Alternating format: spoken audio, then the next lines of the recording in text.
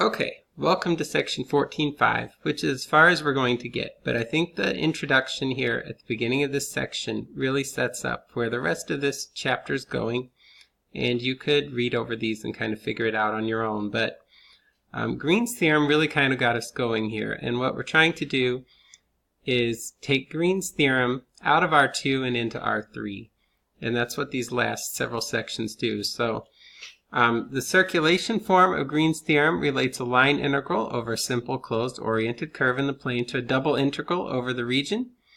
And section 14.7, Stokes' theorem does the same thing with a line integral over a curve in R3 to a double integral over a surface. Green's theorem, the flux form, relates a line integral over a closed curve in the plane to a double integral over the region. The divergence theorem does the same thing for a surface in R3 to a triple integral over the region enclosed by that surface.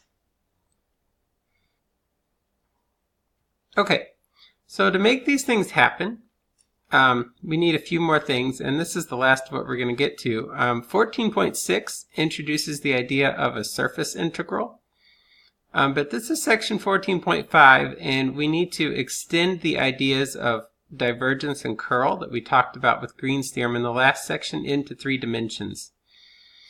And you'll recall that our 2-dimensional divergence was partial f partial x plus partial g partial y.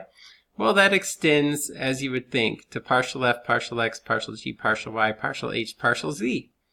But there's an interesting way to come about that. If you recall, we had this del operator back in section 12.6 that gave us the gradient, right? And basically what we were doing there was we were using that on a scalar function to give us a vector, but this thing doesn't always give us vectors.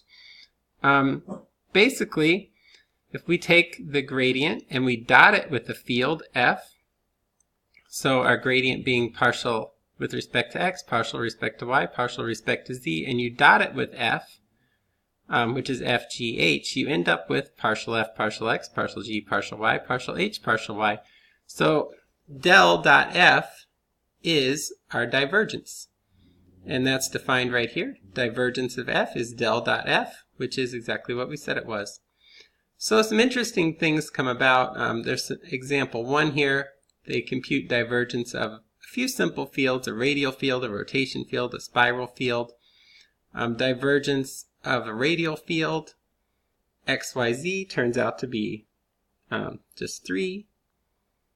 So this thing is expanding outward at all points. On the rotation field, it's 0. Again, kind of interesting. That's a source-free field by our terminology from the last chapter.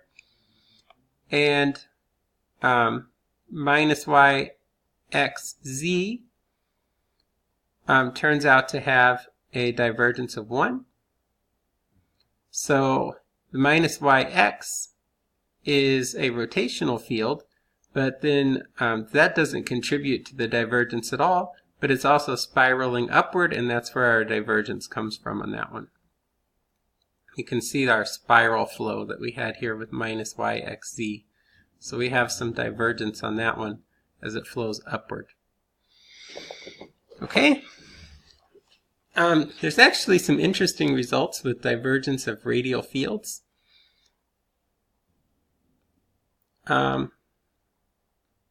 It turns out that for a real number p, the divergence of a radial vector field r over r to the p turns out to be 3 minus p over magnitude of r to the p. Pretty interesting. My dog is growling. She doesn't like this section.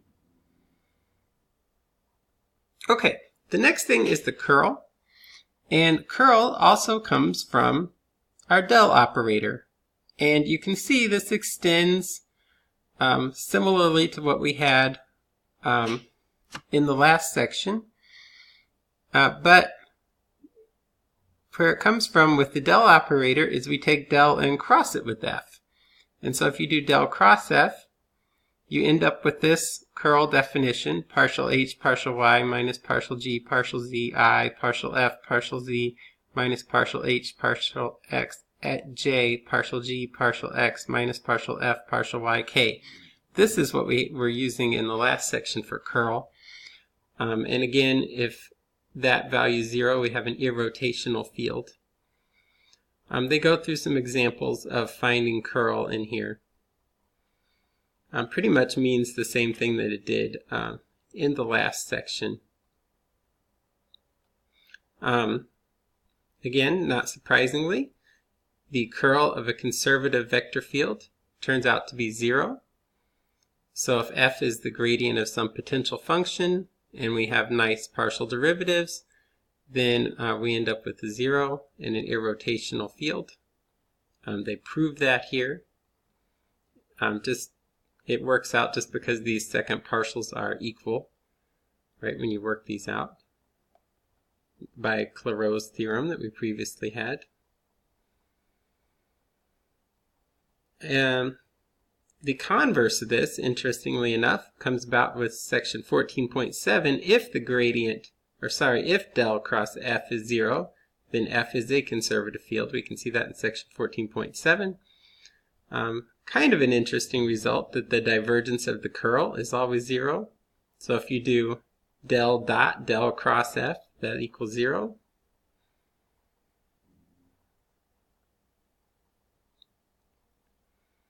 Something you may have seen before, the Laplacian actually comes out of doing del squared of u. So that's kind of interesting. So these things kind of show up all around the place. The last thing that I kind of want to go over here, a summary of properties of conservative vector fields. So we already knew that a vector field is conservative if there's a potential function phi, so that f is the gradient of phi. Then we also had our fundamental theorem for line integrals, the integral around this closed curve. We had all these nice things we had to have of f dot dr is phi of b minus phi of a. Then in the last section, I think in that same section, the integral around a closed curve, so this is just on a curve, the integral around a closed curve of f dot dr was 0. And now finally we're going to add that del cross f is 0 at all points of D. So that's the last thing we're going to add to this. Okay, and with that, I think we're going to wrap up the semester here.